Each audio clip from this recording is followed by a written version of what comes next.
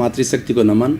Channel 24+ news के खास विशेष मनमोहक अच्छा इंसान बनाने वाला, इंसानियत के सूत्र देने वाला, मानवतावादी बनाने वाला, सबका भला सोचने वाला, परोपकार की बातें बताने वाला, लोक मंगल की कामना करने वाला, सभी जीव सुख से रहे, आनंद से रहे, प्रेम से रहे, इस तरीके के सूत्र देने वाला, वसुधैव कुटुंबकम की अवधारणा पर आधारित पुनरुत्थान कार्यक्रम में आपका हार्दिक स्वागत है, अभिनंदन है, सत्कार है।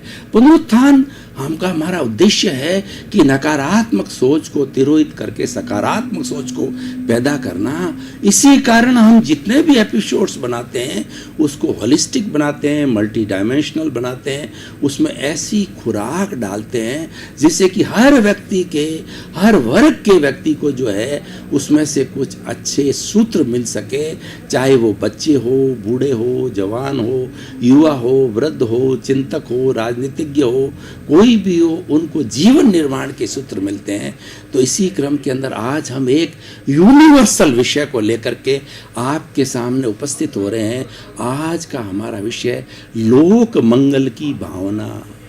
भाई और बहनों, दर्शकगण, श्रोतागण, बहुत ही सुंदर विषय है लोक। ये सारा लोक है। लोक किसे कहा जाता है? जिसमें 6 तरह के कॉन्स्टिट्यूएंट्स होते हैं और 6 तरह के कॉन्स्टिट्यूएंट्स सारी गति पैदा करते हैं, हलन चलन पैदा करते हैं, संचरण पैदा करते हैं। उसको लोक कहा जाता है, उसको सृष्टि कहते हैं, उसको कॉस्मोस कहते हैं, उसको पर्यावरण कहा जाता है, उसको वसुधा कहा जाता है, उसको नेचर कहा जाता है। तो लोक मतलब संपूर्ण, जिसमें कि 84 लाख जीवा योनि के प्राणी निवास करते हैं, उसी में जन्म लेते हैं, उसी में पोषित होते हैं और उसी के अंदर विलीन हो जाते हैं। तो ये सारा लोक कहलाता है। उसमें 6 कॉन्स्टिट्यूएंट्स कौन कौन से होते हैं? पहला होता है एनिमेट। एनिमेट का मतलब चेतन प्राणी, इनएनिमेट का मतलब जड़ प्राणी, और तीसरा होता है कि हमारा मोशन।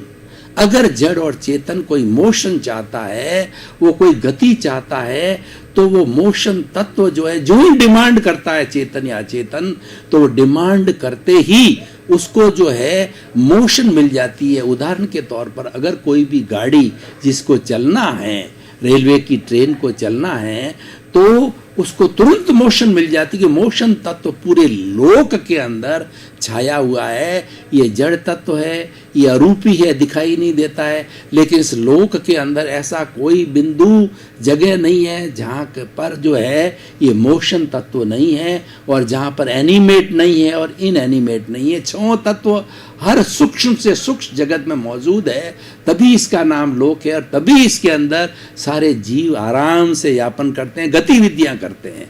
अब देखिए, गाड़ी चल रही है, फ्लाइट चल रही है, व्यक्ति दौड़ रहा है, कोई चीज मोशन कर रही है और वो रुकना चाहती है, रुकना चाहती है। रेस्ट तत्व जो है इस पूरे पर्यावरण के अंदर मौजूद है और उसकी जो ही आपने डिमांड की, आपके डिमांड करते ही वो हाजिर हो जाता है और आपको दौड़ते दौड़ते रोक देता है, गाड़ी को रोक देता है और हमारे एरोप्लेन को रोक देता है, किसी मोशन तत्व को रेस्ट दे देता है। वो मोशन वस्तु को, चाहे एनिमेट हो चाहे इनएनिमेट हो।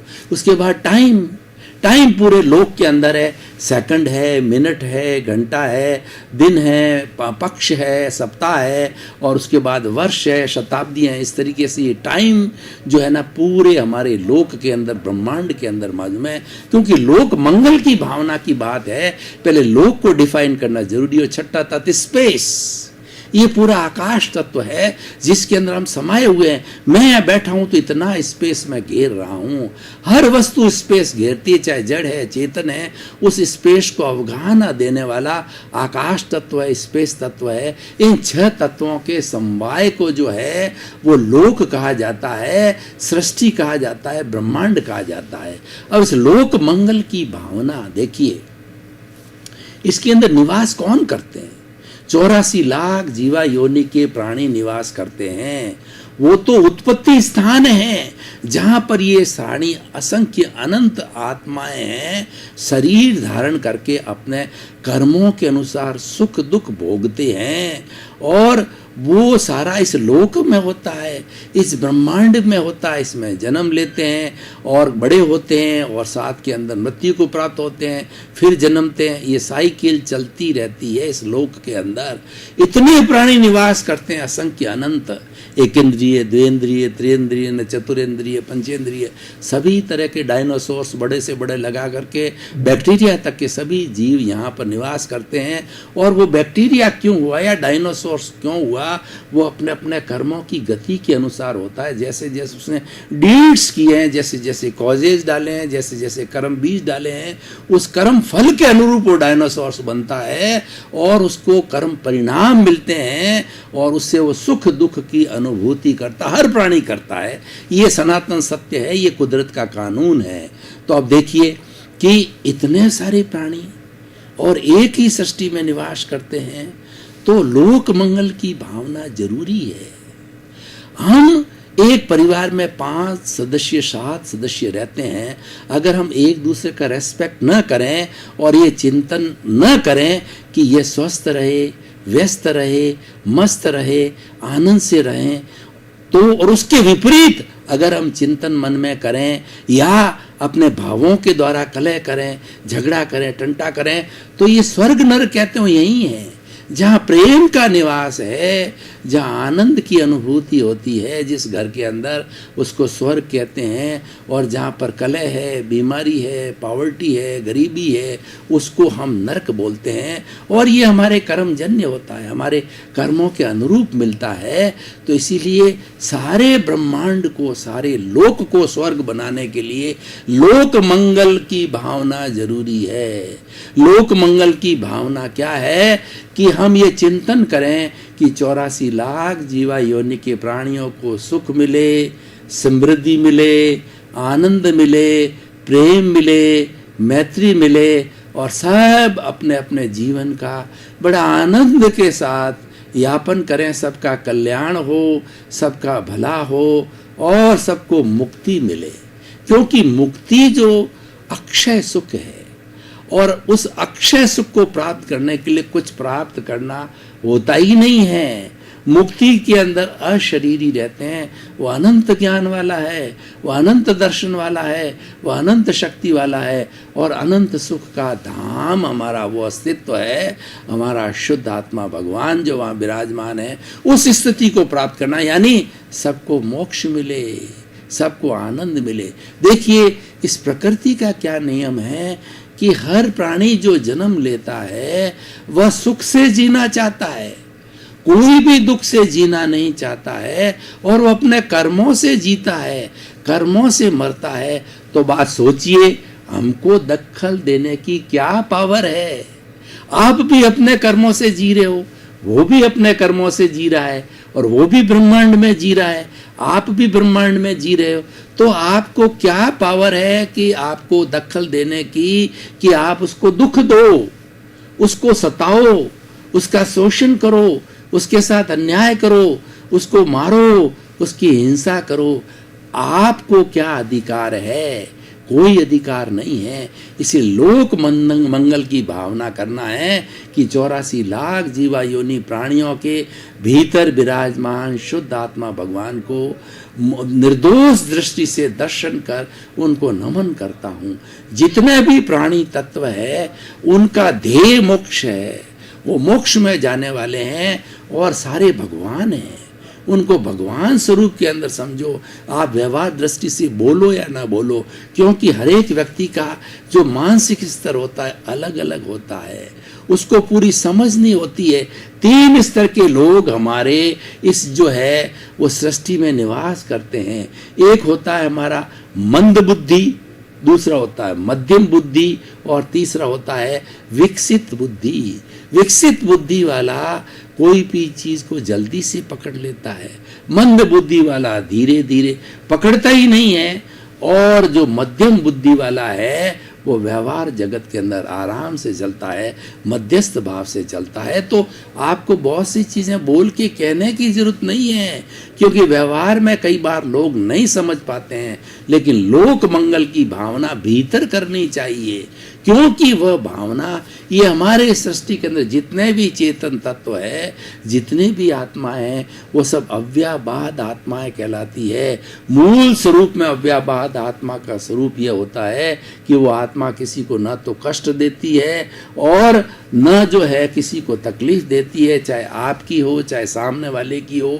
वो अव्याबाद आत्माओं से तुरंत संपर्क, ध्यान याद करते ही संपर्क जुड़ जाता है। जैसे कि आज हमारे मोबाइल के अंदर देखिए, टीवी में देखिए, ऑन करते ही विश्व की खबरें चालू हो जाती है, बातचीत हो जाती है, ऑटोमेटिक सिस्टम बन जाता है, क्योंकि वाइब्रेशन पर आधारित है। तो ये अगर जड़ तत्व में हो सकता है, तो जड़ को संयोजित करने वाला हमारा जो चेतन तत्व है, उसके अंदर तो बिना किसी तार के, बिना किसी को भी संपर्क किए हुए वो ऑटोमेटिकली हमारी बात जो है वहाँ तक पहुँच जाती है। हम उनसे क्षमा याचना कर लेते हैं, उनसे वार्ता कर लेते हैं, चाहे एक शरीर दूसरे शरीर से करे या ना करे, चाहे परिचय हो ना हो, लेकिन आप जो है इस लोक की जितनी भी आत्माएं हैं उन सब का आह्वान करो। 84 लाख जीवा योनि को मैं बोल के बताता हूं, क्योंकि लोक मंगल की भावना में वो कौन सी 84 लाख योनियां हैं वो समझना बहुत ज़रूरी है। 7 लाख पृथ्वी का है, 7 लाख अप का है, 7 लाख तेजस का है, 7 लाख वायु का है, 10 लाख प्रत्येक वनस्पति का है, 14 लाख साधारण वनस्पति का है, 2 लाख बेइंद्रिय, 2 लाख तेन्द्रिय, 2 लाख चतुरिंद्रिय, 4 लाख नारकी, 4 लाख देवता, 4 लाख तिरेंद्र पंचेंद्रिय, 14 लाख मनुष्य की जति, 4 गति 84 लाख जीवा योनि प्राणियों को आह्वान करता हूँ, निवेदन करता हूँ। सब अव्याबाद आत्माओं उस लोक की समस्त आत्माओं को मैं आह्वान करता हूँ कि आप आइए और हम वार्तालाप करके और शुद्ध हो जाएं। आपको भी शुद्ध होना है, मुझे भी शुद्ध होना है। तो मैं आपको एनओसी देता हूँ कि मैंने जो है मेरे, अगर आपके द्वारा मेरे को कष्ट पहुंचा होता है तो मैं आप सबको क्षमा करता हूँ। मैंने एनओसी दे दी है। आप भी 84 लाख जीवा योनि के प्राणियों मुझे एनओसी दो, आपकी सबकी एनओसी प्राप्त हो जाएगी, यानी अपना कोई हिसाब किताब लेना नहीं देना नहीं है। तो सब प्राणियों से होकर के हमारी आत्मा शुद्ध हो जाएगी, शुद्ध होकर के वो शुद्ध बुद्ध मुक्त सिद्धालय में चली जाएगी, वो अनंत सुख के खजाने में स्टेज के अंदर चली जाएगी। लोक मंगल की भावना है। आप लोगों के लिए मंगल की भावना कीजिए, किसी को दुख न हो, किसी को अभाव न हो, और हे ईश्वर, ईश्वर से प्रार्थना कीजिए कि किसी को दुख न हो। वैसे देखिए, कर्मजन्य चीजें व्यक्ति दुख भुगतता है तो आप उसमें कुछ नहीं कर सकते, आप तो मंगल की भावना कर सकते हो। जैसे उदाहरण के तौर पर हम देखते हैं कि आप किसी जो है वो फुटपाथ पे खड़े हो जाइए, वहाँ पर कई अपंग लोग बैठे होते हैं और वहाँ पर कई बेगर्स भिखारी बैठे होते हैं, उनको खाने का पता नहीं, 2 जून की रोटी नहीं मिलती है, उनको सोने की जगह नहीं है, मैले कुचेले कपड़े हैं। तो आप वहाँ उसके मंगल की कामना कीजिए। अगर आपसे तन से मन से धन से सेवा हो सकती है, सेवा कीजिए, लेकिन उसके प्रति मंगल की भावना आप कर सकते हैं कि ईश्वर इसका स्वास्थ्य अच्छा हो और इसको अच्छा स्टेटस मिले और ये सुख से रहे, आराम से रहे, इसके घर हो, और जिस तरीके से सामान्य व्यक्ति सुख से रहता है वैसा ये रहे। ये बहुत निम्न जो स्तर से इसकी टांगें गई हुई है, ये अपाइज है और टांगों में से लहू आ रहा है। तो ऐसे ऐसे लोग बहुत से मिलते हैं, दुखी बहुत है दुनिया के अंदर, उसके प्रति मंगल की भावना करो।